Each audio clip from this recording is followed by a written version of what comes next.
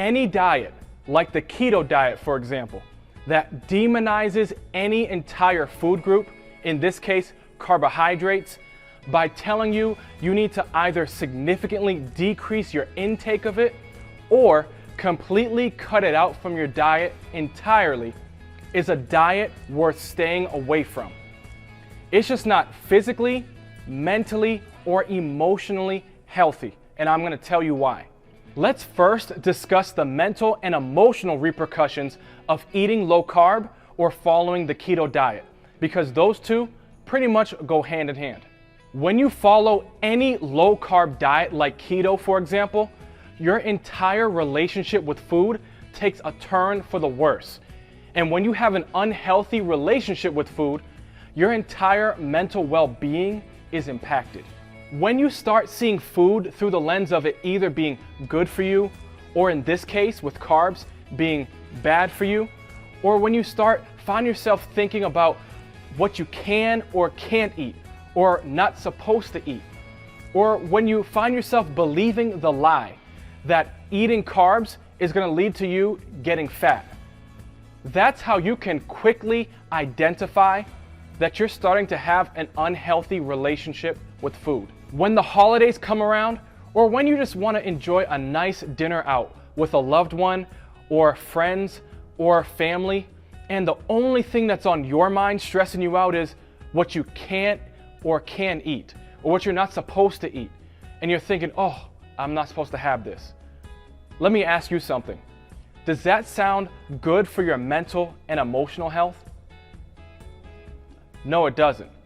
Is that the kind of life that you want to be living? I'm sure it ain't. I'm sure you want to, as most people do, want to be able to eat like a normal person and not worry about what they can and can't eat, and just want to be able to eat in a way that is healthy and makes them feel good and still achieve a healthy weight. Hey, if you can agree with me on that, let me know down below by hitting the thumbs up button. By the way, thanks so much for doing that. I really appreciate it. And that only covers the mental and emotional side and consequences of following the keto diet and eating low carb. Let's now talk about the physical consequences of eating low carb and following the keto diet. First off, you need to know that your body needs carbohydrates in order to function optimally. Just think about it. Why would those that advocate for following the keto diet so vehemently stress the importance of you gradually decreasing your carbohydrate intake?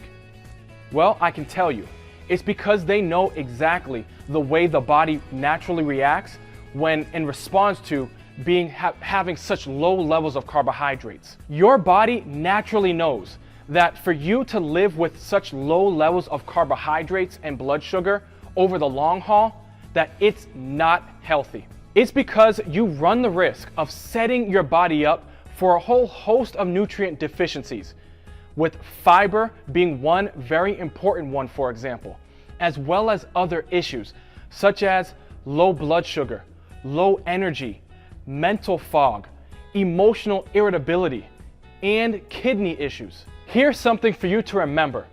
All carbohydrates can be divided up into two separate categories: low glycemic index carbohydrates and high glycemic index carbohydrates.